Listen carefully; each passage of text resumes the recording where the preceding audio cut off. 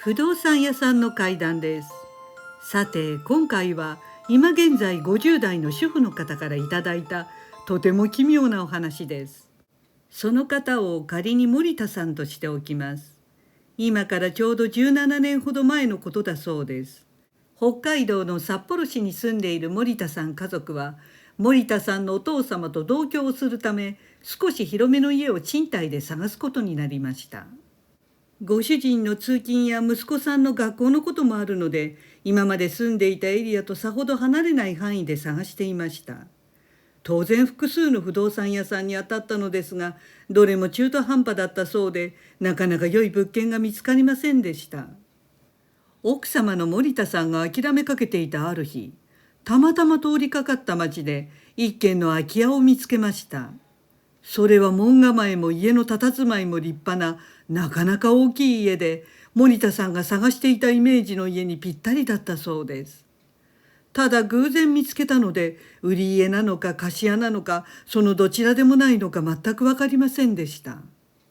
でも森田さんはその家の中をどうしても見たかったそうで、なんとか家の所有者を探し当てることができないか考えました。そこでそのご近所に聞いて回ったそうです。すると運よくその家の所有者を知っているという方に巡り合いました。その後はトントン拍子でそのご近所の方の手配で所有者の方に連絡してもらい、幸運にも後日その空き家の前で会う約束を取り付けたそうです。当日その所有者と名乗る方が現れました。その方は40代半ばぐらいの穏やかで常識的な男性で、森田さんはほっとしたそうです。そこで男性は森田さんにまずこの家が空き家になった経緯を話してくれたそうです。男性曰く、もともとはこの家は彼の両親の持ち家であったこと、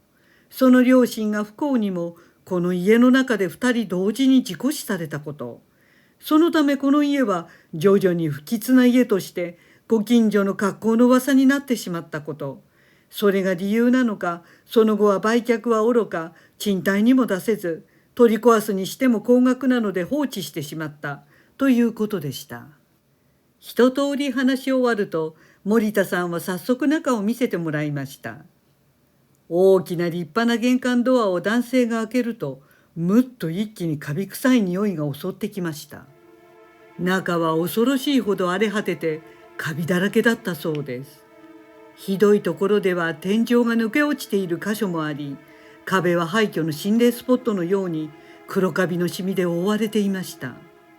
それを見て森田さんは、おそらく所有者の男性は親御さんと何かしらの確執があって、生前はずっと関わりを持たなかったのだろうと感じたそうです。家中をすべて見終わり、森田さんはこの家を借りることに決めました。確かに現状はひどいものでしたが、しっかり掃除をし、壊れた箇所を修復すれば、家族や父親と暮らすには十分すぎるほどの家でした。そこで現状のままの引き渡しにして、修復や中にある荷物の処分はすべて借り主の森田さんの負担とするという賃貸契約を結びました。現所有者の男性も大変喜んでくれたそうです。こうして家の引き渡しが完了し、このままではすぐには住めないので、森田さんは早速家の中の掃除から始めました。その掃除をしている最中です。2階の部屋の一つに納戸があることに改めて気がつきました。内覧の時にはざっと見ていたのか、注意がその納戸にはいかなかったそうです。それは部屋の奥にあり、ちょうど1階の天井裏のスペースでした。古い木の扉を開けてみると、中には亡くなった老夫婦の持ち物がたくさん残されていたそうです。囲碁盤や机、折りたたみベッドなどが無造作に押し込まれていたのですが、森田さんはふと足元に鮮やかな赤いものがあるのに気がつきました。よく見るとそれは赤い着物を着た市松人形だったそうです。それはよくある50センチぐらいの可愛らしい人形で、ポツンと納戸の床に置かれていました。所有者の男性からは、家の中の荷物はすべて森田さんの判断で使えるものはもらって構わない、それ以外は処分してくださいということでした。でもいちいち選別する暇もなく、結局中のものはすべて取り出し、その市松人形も一緒にトラックに積んでゴミ捨て場に持ち込んだそうです。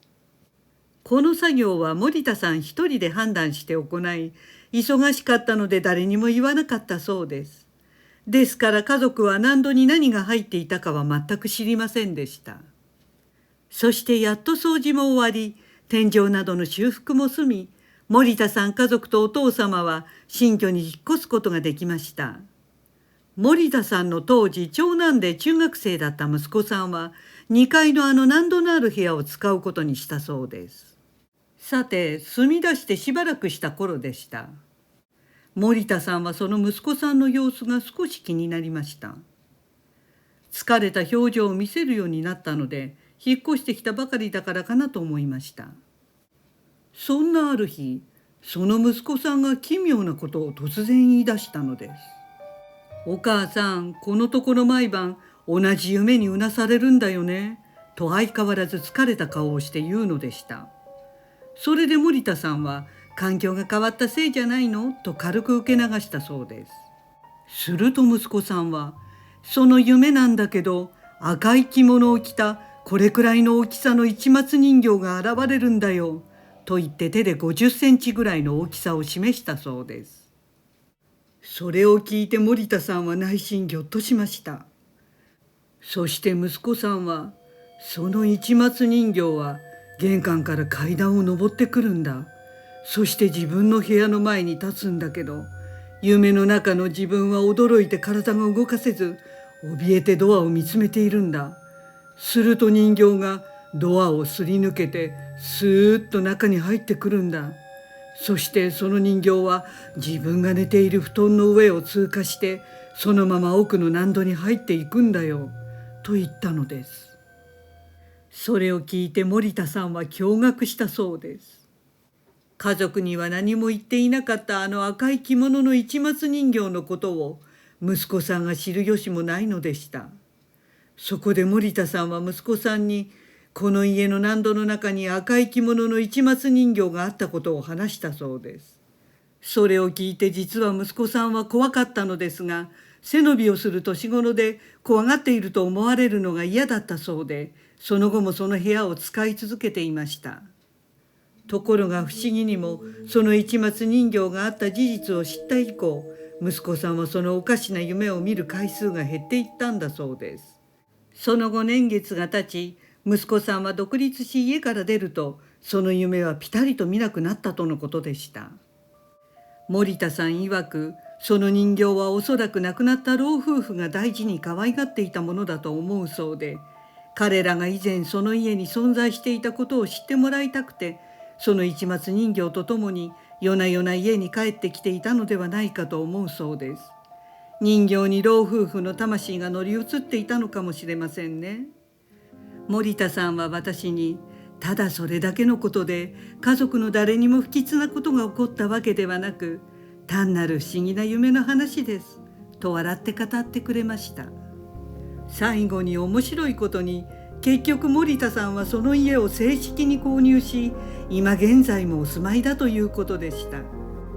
ご視聴ありがとうございました。よろしければチャンネル登録お願いします。